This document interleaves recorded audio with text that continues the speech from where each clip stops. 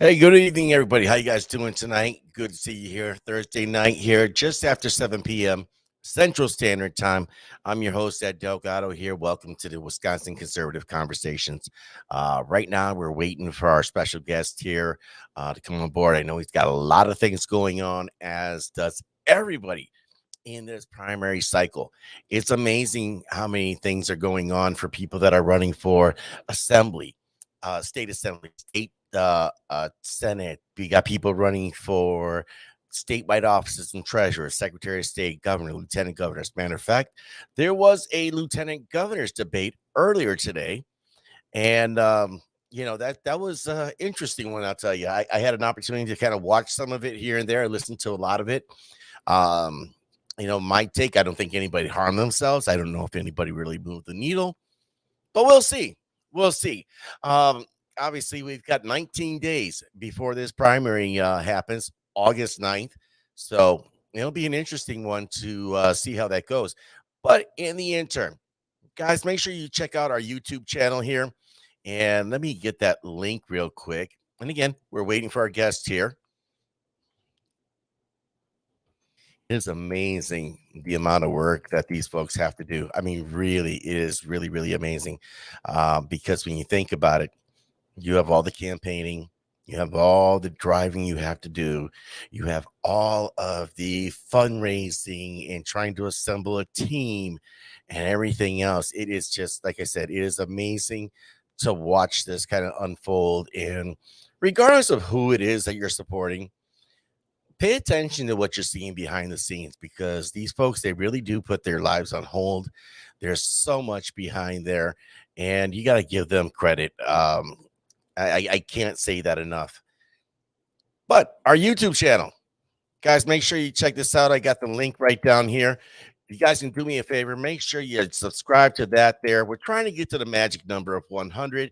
Why? Because we're trying to get a customized URL. Not getting paid for a while, if at all. But we'll see how that pans out. Let me try something here.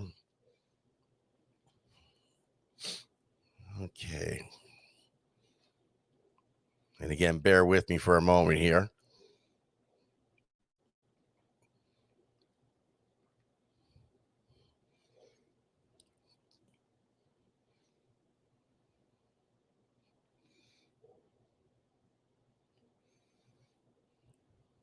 Got put if. Autocorrect is crazy. All right. Guys, coming up too, we have a number of other guests coming up here, and I'm going to pull up the schedule. This coming Monday night, 8 p.m., I'm going to be dropping an episode with Dave Estenson. Dave Estenson is running for state senate. I believe he is in the 23rd Senate district. So we're going to be having him on this Monday night. We're not going to have a podcast Tuesday, as I'll be in Wapaka. And then what are we looking at here? We are looking at this Thursday, the 28th. I will be having back on the show Eric Toney, who's running for the Attorney General's office. So we're just waiting for that, getting those graphics and everything put together. Let's see here. And again, bear with us here. Yes, we can't forget that. Let's not forget that. And yes, we got Scott Noble. Let's give a shout out to all the folks in the chat room. Scott Noble running for sheriff in Portage County. Hilario De Leon, of course, he wants us to shout out the picnic this Saturday. And Hilario, put that link in the chat room too. I know Darlene got some information up there, but this Saturday, the Milwaukee County Republican Party, they are hosting their second annual picnic, and that is going to be, I think it's 8040 100th Street. It is going to be at the Tri-County Baptist Church, yes, 8040 South 100th Street in Franklin. Live music, free food, games, all that other stuff. So, without further ado, let's get into this here. Now, as you guys know, everybody, if you paid attention to anything going on social media throughout this campaign cycle, you have a lot of people that are pulling for their candidate. Some of them are really adamant about it. Some of them are just very casual about it. Either way, kind of cool. You kind of do what you're going to do. I'm trying to really play it down the middle here, because I don't necessarily want to pull one way or the other for the most part. I will tell you, There are two that I have endorsed in this race. The first one is just up by default, Senator Ron Johnson. Honestly, don't see how you call yourself a Republican. I don't see how you call yourself a conservative if you're not backing Senator Ron Johnson. He is probably the most important seat in the United States Senate right now, just because he has the largest target on his back. But you know what? There's been another candidate there, and I've endorsed him early on. I've been working with him for quite some time, almost a year now. Now that we've really think about this year, and you guys might have had a chance to see him, not just see, I should say.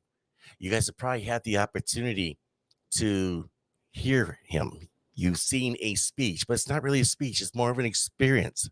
The man exudes positivity, exudes, a love of country and of what is possible.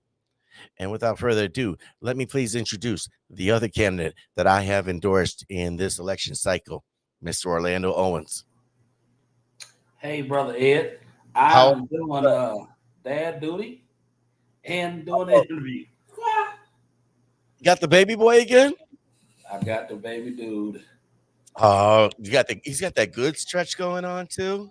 I just woke up stretch, so Oh, I may be going black every now and then again because I'm feeding him too. Yes, sir, dad. it's all good. It's all good. I just Now, text Eaton in. I don't know if he's going to be able to get in or not. Yes, sir. well, if he does, we can get him on board, of course. We're Go checking ahead. all the I'm listening links to you, here. my friend. So we're checking all the YouTube, everything else here. Facebook's looking good. All right, excellent. But yeah, so we got the picnic going on down there this Saturday. It's from 11 to 2. Make sure you guys check that out. So one of the things that we want to do, of course, with these conversations that we have on the Wisconsin Conservative Conversations, is we want to bring that human element to the candidate. Because a lot of people, you see these candidates, they're on the campaign trail, they're talking to you, and of course, they're talking to several hundred people at one time. However, what's going on, Jared? How you doing? Tonight, we're going to kind of take a deep dive into who is Orlando Owens, how is his campaign been, and of course, he does have a primary challenger. And there have been some interesting happenings with that as well, too. So we'll discuss that. We'll also take some of you guys' questions in the chat room. And, of course, get into a lot of this good stuff here. So, man, I know the answer to this question. All right. But let's give some insight to everybody else. Okay. How's the campaign trail been for you? Incredible and fun. So when you talk about fun, what is it that most, I don't want to say entertains you, because it almost sounds like, I don't know, childish, but that's not it. Well, the fun for me is just meeting all the people that I got a chance to meet. It's not like campaigning. It's actually just like talking to people, and it's been an awesome time just doing that. So so that's been fun. And also speaking to people that kind of want to hear the message. When I ran in 2020 in a predominantly Democratic district, so many doors. I've been, working as the African American director for RPW for the year I have, and also working for Ron Johnson in this area. I'm in one of the deepest blue spots in the state, and having to go through so many meetings, so many times you have to really be very careful how you approach the situation, how you are, it really puts you on your P's and Q's to say, okay, how do I want to respond? And have you thinking so often before you, which you should do, but it's so very cautious, so very cautious. Mm-hmm. And this time, what's fun about this is I gotta let it fly. Like I don't like well, I was gonna say, I would imagine, especially when you're in a blue area, you'd have to be very measured on how you talk. And of course, if somebody's giving you some pushback, I would imagine you'd have to kind of scale it back, like, all right, thank you for your time, sir. And just gotta move on. Yeah, I mean, this is different. This is actually fun. I mean, I like talking to people, period, but it's in a place in which there is already some common ground, and you can build from there. So often I had to start conversations when didn't know what a ground was. Like, okay, or coming in with the deficit, I'm already in the hole trying to get to a level that we can start to even just talk like people. And Right. that training is really one in patience, one in kindness, one in humanity, that Mhm. you have to learn to be gracious. So often I'm in the room, I'm the only conservative voice, and that means like, okay, I'm not going to win this one, and say, okay, well, let's pick up again the next time. I appreciate you guys' time, and having to just be able to graciously walk away, and it's a humbling experience. I give mad props to people who live in the Republican districts and conservative districts who got a campaign like, oh, I love Right. this. Or you go to nothing but conservative, conversations. It's a blessing. I hadn't had that experience until now. Right. Well, and you've done a lot of traveling in this particular race.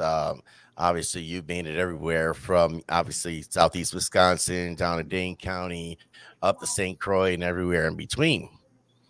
So you've definitely put some miles on your vehicle. As a matter of fact, I'd safe to say that the oil change guys probably really, really like you. They're always like, so what do you do? Are you in sales? I'm like, I'm running for office. Like, oh, you are, because you quite here often, and you're way earlier than the time that we. So yeah, This was 2 weeks. It wasn't 3 months. What's going yeah, on here, yeah. guy? What are you doing here again? Like, and look at the gauge. Like, oh, you rolling? Like, yeah, I am rolling. So naturally, it's always a conversation on like, what do you do? Which gives me opportunity also just to talk for a few minutes with them without giving them, being a distraction from them, not Mhm. getting in their way. But it's always good. I got a new wingman tonight. I see that. Got the little homie. I remember mine were that little. Not so little anymore. But let's look at something here. I want to kind of take a deep dive. Let's start here first with kind of your origin story. You got into politics, you got into obviously the county party itself. Um, and what was it that got you into politics on the onset here before you go into anything about, kind of what your background was? Because I think a lot of people have heard you speak, but I don't think people quite know you like that. Man, that's a story within itself. But I guess this is what tonight's for, and I appreciate the opportunity coming on the conservative, camera conservative, and also conservative conversations. Man, I grew up in the city, in a military family, and also a working class, not working class, working poor family, and just learned, some life's lessons. My mom and dad were divorced early. My grandparents did a lot of my raising. I got five sisters that I grew up with in the house, but I have six sisters all over. I mean, all together. Five sisters who are under me, and so I was the oldest, and just kind of grew up as a latchkey kid. Uh, Playing athletics was early. That was like all I did was athletics, and had church sometimes. And I had a aunt that insisted that I go to church, and so that kind of started my Christian foundation. Although I didn't always live or abide by, that means he wants more. Yeah, of course. Um, Abide by those things, but I had some understanding and some teaching of what does say the Lord, and so that helped me a lot. But grew up in the city, man. I grew up near the gang life. Hmm. Sometimes in the gang life as well too, making a lot of mistakes. I had uncles who were in the street life, but I also had uncles who were like in law enforcement. Right. My dad's a Marine. My grandfather's a Marine on my dad's side, and my uncle on my dad's side is also Marines. I have an uncle on my mom's side who's a police officer, but also saw the street life. Hmm. Just part of it. Growing up in the city, you're going to see a lot of different sides, a lot of different things, and I got a chance to see all of those things, good, bad, or indifferent. Right. Um, Struggled in school, man. I got in school, and like most kids, I who kind of grew up in those kind of transient communities that you always constantly moving because of evictions. My mom did her best as a single mom, but we found ourselves always kind of getting evicted and Right. sometimes falling back to grandmama's house. So I never really got close to people because I would transfer schools so often, which I think created it definitely played a role in my upbringing and how I value friendships and relationships, Hmm. how I approach them. And so I just grew up in that same life, and I'm I don't want nobody to cry me a river. but it was what it was, right? And Right. I get to Morris Middle School. I was a part of the gifted and talented program, although I struggled in school myself, which is the craziest thing. You know, I had classes that I did not do well, or other classes I was very proficient and excelled in, and the school was like, "Why is he in these classes for this time of day? When he's in these classes this time of day, something's going on." Right. And it really was just really, I pretty much raised myself academically. My granddad had very little education. My grandma had like a seventh grade education. Hmm. My mom did not graduate from high school, so it really wasn't a lot of that. You know, their idea of being a productive day, that they didn't get a call from school. Right. I was doing something I shouldn't have did. So that was a good day. Um, I've had those days myself. so that was a good day for me. They didn't get Right. no call, but at the same time, um, it's just one of those things that you know we are part of that process. And did the best I could in school. I got into a program called the 220 program, which is, I guess what they call it today, like open enrollment for public schools. Right. And I got it. I wanted to go to the best schools I could, but it was just really again, it was really me making these decisions, right? I Hmm. didn't really have a lot of mentors. It was me. I had a couple cousins, but it was me making these decisions. I was the first one. Right.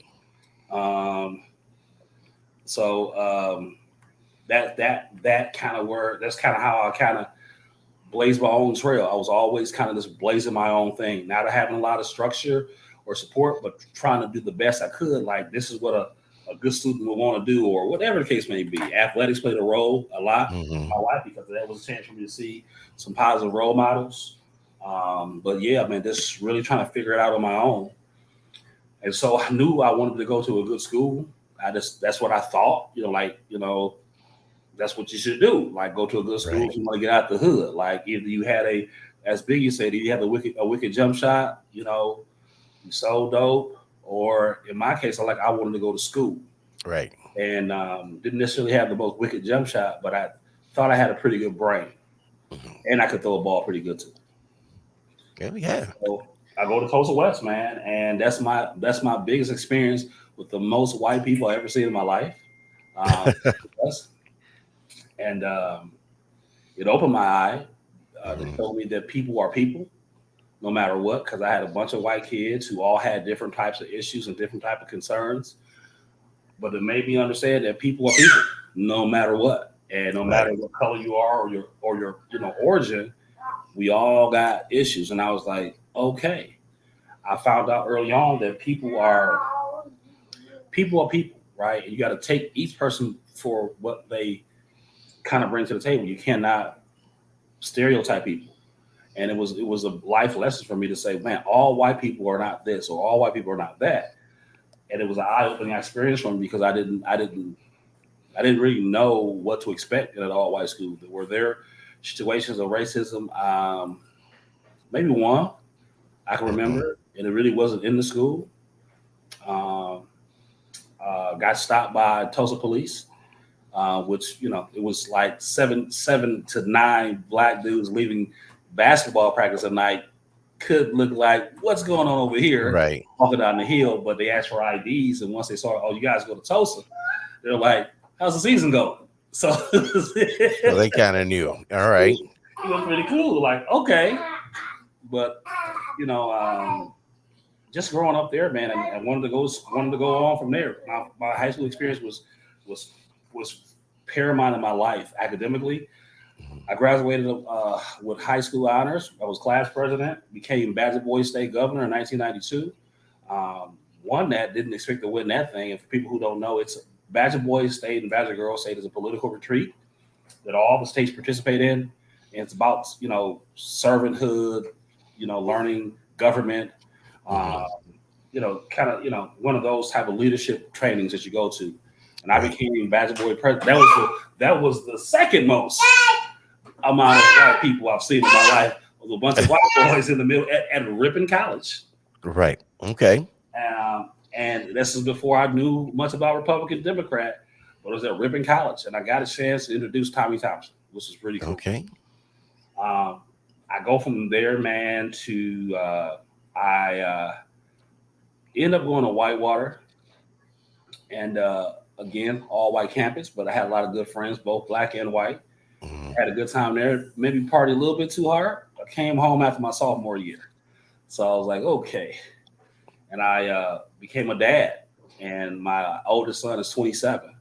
Okay. Um, so I became a dad. I came home and started working, and after like a year, I was like, man, I want to go back. I still had this basketball dream that I wanted to do, and I also just wanted to finish my degree. And so I had a cousin that went to a circle. I had a few cousins that went to black colleges, and I was going to go to Alabama, Atlanta. I want to say Florida. I think Texas. I think. So I had a cousin in each one of those campuses, Mm. or had been there. And the first stop was Atlanta. And I remember going to Atlanta airport and just being blown away by what I seen in the Atlanta airport.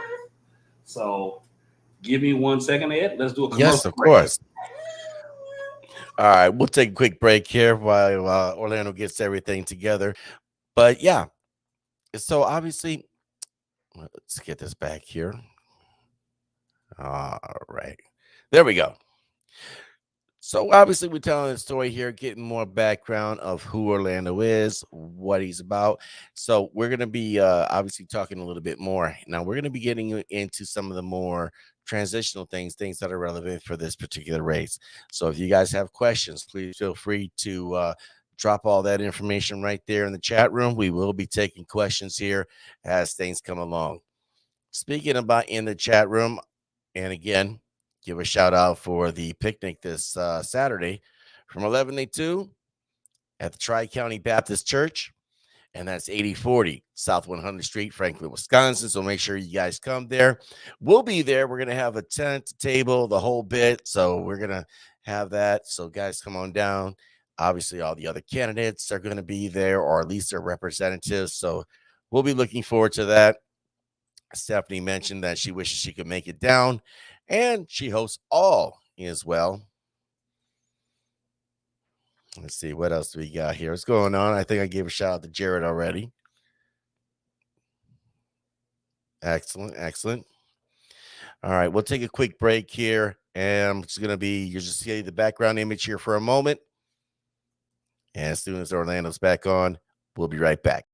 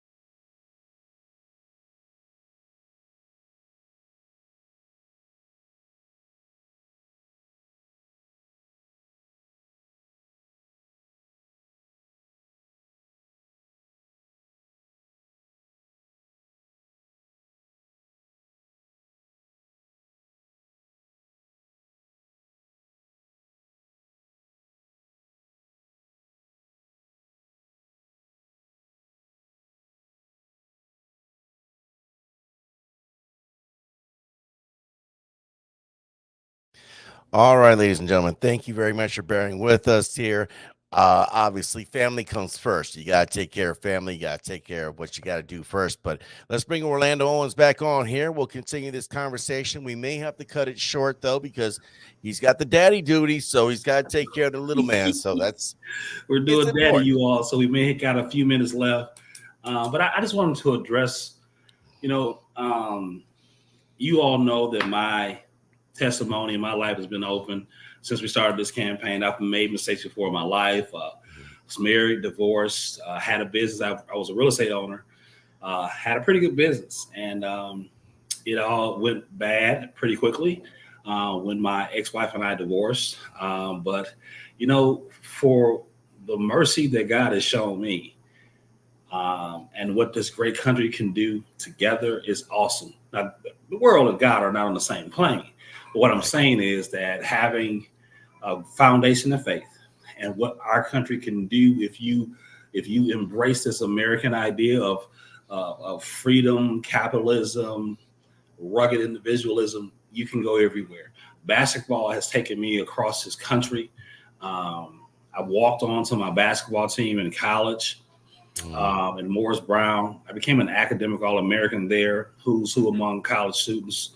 Um, Graduated with honors, business council president, and student council, business council president, and marketing club president. While I was there, excelled. And I came home after college Right. because not this little guy, but I had another little guy that I really wanted to see. And Mhm. so I've been blessed, man. I tried to walk the path that was probably the best path to take. Hadn't always had the best decision making on that path, but nonetheless, try to stay on that path. Made mistakes before in my life, no doubt that. And my life's testimony, man. I've enjoyed this run. We got 3 weeks left, and there have been articles written about me and hit pieces done on me. And I guess you are officially You a made it. You made it. I've made it to the big league, mama. I grandma, my grandmother is in their heavenly resting place. I said, Grandma, I've made it. That I'm being attacked from the left and the right. And the When right. you get attacked from both sides, you're doing something right. I've learned that on watching Senator Johnson that how you must have a strong foundation Hmm. when you make decisions and you lead, because leadership means it's lonely. Right. You're going to tick off this set of folk as well too. You have to really be focused on, like, you got to have a real strong north star. Like, where is your compass at? And I've watched them over these years in the creation of the Joseph Project, which we help people find employment. Myself and my best friend Pastor Jerome Smith, who passed away, I was the one who brought the ideas of both of them and said, this Hmm. is the idea I have. So prior to working for Senator Johnson, I spent about 20 years, 25 years in workforce development. Right. So that's kind of what I've done most of my life, is helping people find work. I kind of fell into that. I went to school for business. I never really wanted to go into social services. It kind of just happened. I had a friend after college. He had a mentoring service, and I went into that mentoring service and started helping people in all different aspects. I used a lot of my business acumen to help open doors for Hmm. people looking for work. And I got a job from a job placement agency, and just started going from there. Right. But yeah, man, we'll pick it up, Ed. But I just say, I love Wisconsin, and I'm not. My campaign has not been negative. We're trying not to go negative because it doesn't really go anywhere. I understand politics, so I understand my opponent has to punch, Hmm. um, and I try my best not to return. But I will just say this: people shouldn't throw rocks if they live in glass houses. Well, I So think too, we definitely want to dissect some of that stuff because I think there's it like a lot of things in life, there's a lot more nuance than what a lot of people like to think. Not everything's so cut and dry. Not everything is so black and white. And I think we want to definitely do this here. And obviously, we'll have to do it at a later date. We'll cut this episode short. Obviously, Orlando's got to take care of the little man. So, hey, for those of you guys that are parents, you guys remember what it was like to have a 1 year old. juggling, I'm just saying, when 1 year olds are unpredictable. I don't care if yeah. you're the first one or 17th one, it doesn't matter. They're all unpredictable. So I mean, I'll close it out with this. And we'll pick up again that you definitely have to be strong. And I've been a strong individual most of my life, man. Again, first one to go to college, first one to graduate from school, walked onto the basketball team, um, homeless at one time in Mhm. school, in college, homeless, and just had a dream of determination to finish this degree, finish that degree, and the world would open to me. And so I bought into the American dream of success. I Right. bought in like if hard work pays off. I bought into the concept of I apply myself that good things can happen to me. And man, I am a living witness that if you apply those principles, that life, this country has a lot to offer you. This life has a lot to offer you. And I want to instill that in people and in the job of treasurer. I want to focus Right. on workforce development. I know that some say, well, I'm trying to expand the role of treasurer. Quite honestly, not. What I'm trying to No. do is only restore the powers that the treasurer once had. So it's not Mhm. an expansion of powers at all or trying to grow the workforce of the treasurer. It's already there. These individuals just report to a different person. I just want them to report back to the treasurer. So it's not Right. trying to grow new workforce. Unfortunately, again, this is the part of politics that people will spin things and try to make them something else. But hey, we're gonna stay positive, man, and we're gonna keep on going. Brother Ed, I appreciate it tonight, man, and Of we're gonna course. pick up because there's so much more I want to unpack. But that's in the essence of the nutshell. I know that I have a lot of respect for Mark Belling, and I like Mhm. what he does. He was part of my conversion story. One Right. of the first conservative talkers I listened to was Rush Limbaugh and Mark. And honestly, what Mark said yesterday on his show, you know, it's what was out there, and so I don't disparage Mark Belling. I don't disparage even the newspapers. I understand what you guys are doing. Right. And Mark just laid out the facts. To the point, he said, I don't really know who you all should really support. Right. So I have a lot of respect for our conservative talkers, people like you. We have a lot of great, talent in our state. And again, I'm not mad at anybody, man. In fact, I am happy that I am able to share my experiences and my testimony because without a test, you don't have a testimony. That So is correct. I'm gonna get So back to him. you got that little man Go there. ahead So why on. don't you go hang out with him? Yeah, we'll close it out here. All right, guys. That was Orlando Owens. Obviously, he's got to take care of the little guy. So definitely we're gonna revisit this here, but we wanted to just kind of get it started. We thought we might have a little bit more time, but obviously things kind of change, and that will happen, especially when we do live broadcasts like this. But I will let you guys know when we go live once again. It'll be myself, it'll be Orlando. We're gonna break down these things, especially these hit pieces, and I want to kind of really dissect them because I do believe that there's a lot of people that just they're missing the mark, and we're going to talk about that here at a later date. So, thank you guys for joining in here tonight. Apologize. Obviously, there was some issues here, but life happens. Exactly, Stephanie. Life happens. And again, make sure you check out the website down there, Orlando for Wisconsin. That's the Orlando FORWI.com. Make sure you guys check that out. So, um, till next week, good night. God bless you. God bless America. God bless Wisconsin. Check in with you guys later.